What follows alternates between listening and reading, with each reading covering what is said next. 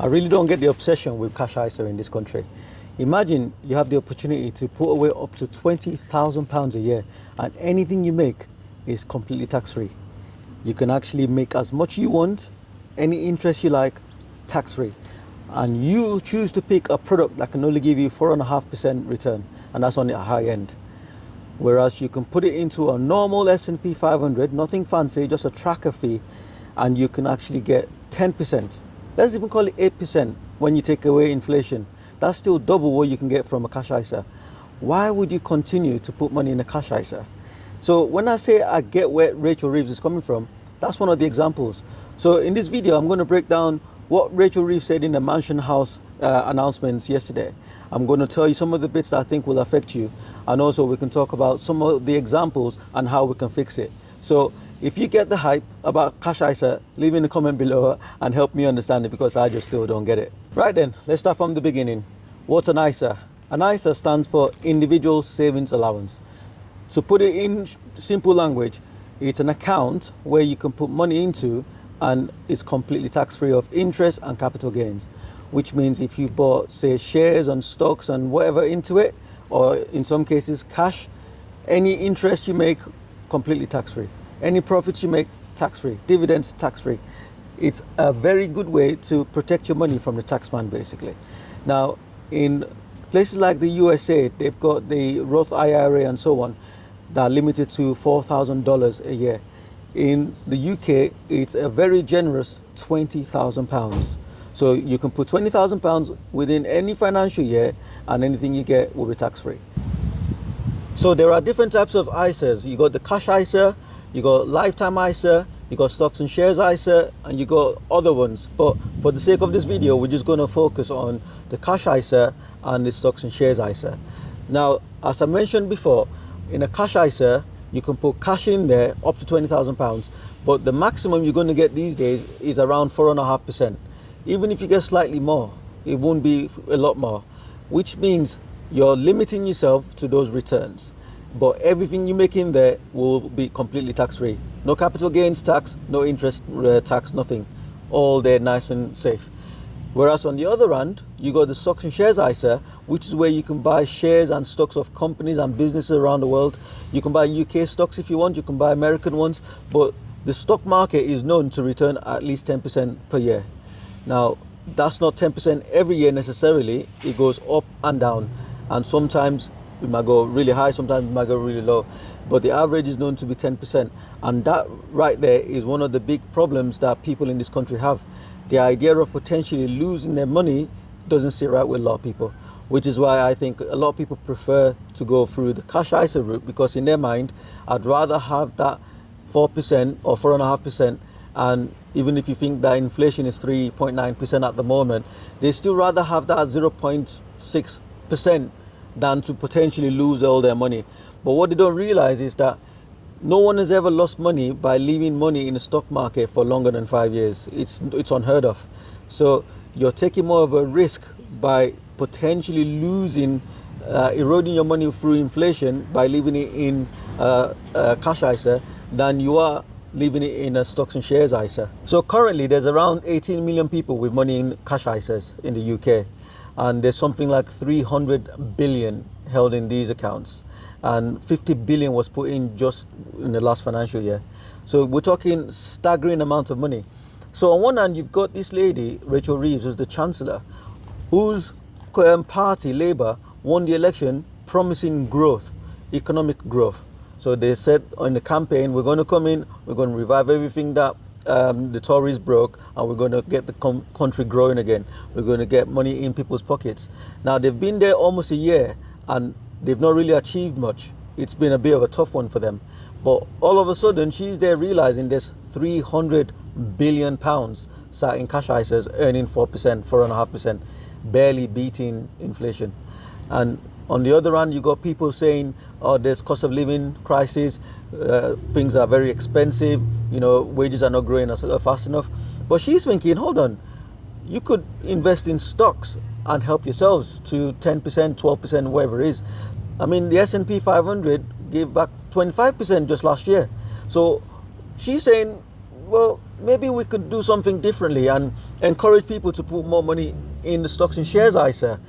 Now, we're not limiting how much you can put into stocks and shares. We're just going to limit what's going to go into the cash ISA in order for people to be encouraged to use the stocks and shares ISA.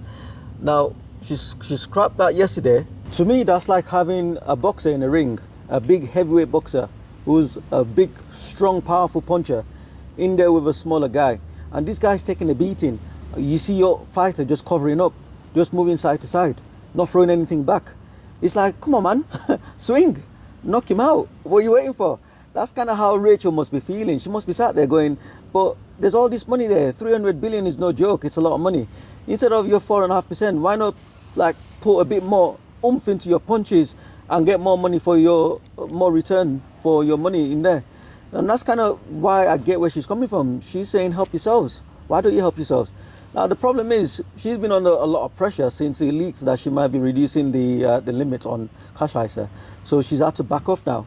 So in her speech yesterday, the annual Mansion House speech, she said she's going to put a pause on it. So it's not been scrapped, it's just been paused. So it's not going to happen maybe for another year or so. So it's something that they might revisit in the future, but for now it's on hold. The other thing that Rachel Reeves spoke about in her annual Mansion House speech was to do with pensions.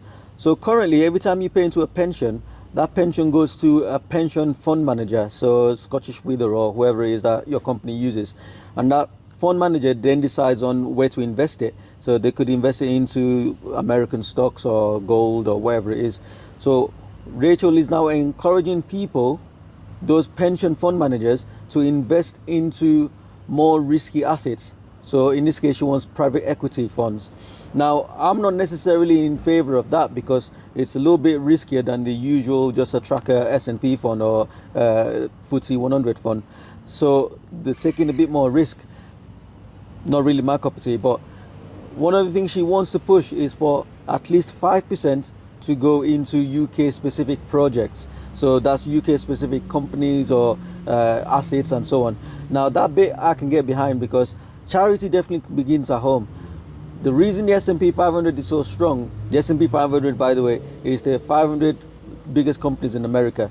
The reason that index is so strong is that so many people invest in it. Now the FTSE 100, even though it's having a decent year, is not known to grow anywhere near as fast as the S&P 500. And that's primarily because it's not getting any love.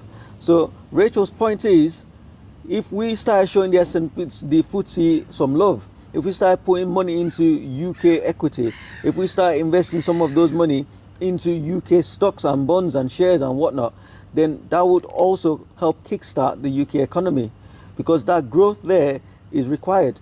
She's basically like a football manager who knows that the results haven't gone right. At any time, she might get kicked out. She'll be the one who's going to get the boot if the results are not there because the voters are looking at her, the Labour Party are looking at her, and the Conservatives are also looking at her saying, you know, you won this election based on this promise of growth. Where is that growth? So that's another idea she's looking at. Okay, let's see if we can divert some of this money from the pensions into the UK projects. Let's see if that's going to help the overall financial situation of the country. So as part of all this, she's also announced that she's going to be deregulating the financial markets in the UK, just to remove some of that red tape and some of the bureaucratic nonsense that slows down growth in the country, that makes it difficult to conduct business here in the UK. So again, I see where she's coming from and I actually agree with her with that one. So far, some of the things she's saying absolutely make sense to me. By far, my favorite part of what she's announced is the review of what message we're putting out to savers out there. Rather than the negative tone of you could lose money, be careful, you know, capital could be at risk, why don't we tweak it slightly and put more of a positive tone to it? So yes, there's a higher risk, but there's also a higher chance of making money. So if we can repackage that, if we can educate people, if we can give people, you know, better understanding of how the differences between investing in a cash ISA with your 4.5% or even a normal trackering index that can give you 10%, would you be happy to take that risk?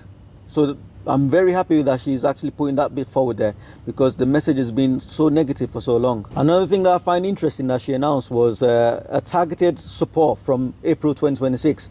So that's basically regulated bodies such as banks will be able to give advice to people. So instead of you having to go get a professional financial advisor and pay a lot of money that most people can't afford anyway, you can now get these companies, these banks and these institutions, they can now target you as an individual and call you and say, hey, I noticed you've got £5,000 sitting in a current account that's earning 0.1% per year. We could potentially put you on a cash ISA, or if you got the stomach for it, maybe into a stocks and shares ISA, where you can get 4.5% or 10% or 20%. Are you happy with that? And then they can give you that information up front and give you potential returns so you can make your own decision. Now, to me, that's very much a positive move, because the biggest issue I see in this country is that people don't know enough about investing. They don't trust it and they're scared of it. So if you have banks telling you that, we're the professionals, these are the kind of things that you can take advantage of, I think that would have a positive impact on people in general in this country. So I have a number of proposals. My first one would be to scrap the stupid stamp duty on UK equity. Currently, I'm doing a 31-day investing challenge where we're putting £1 into the S&P 500 and then £1 into a UK stock. I mean, I picked Rolls Royce for that one. And every single day I put that £1, I see that 0.5% taken away from the investment. That's straight away means I'm on minus 0.5%, even before that stock starts to grow. So simply by taking that little bit out, that's going to encourage more people to go into UK stocks, because you're not starting from a negative number.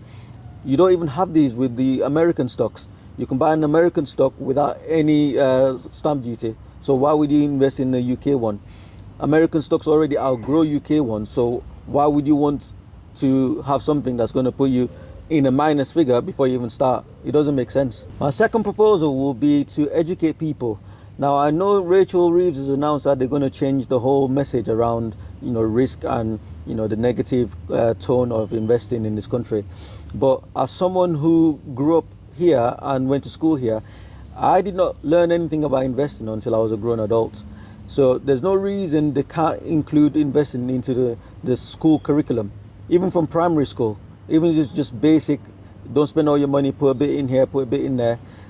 Let that be a cultural shift from the next generation. That is an easy fix to where it just becomes second nature to people, rather than when they're in, the 20s, let's say, where they've already developed all these different types of bad habits with money.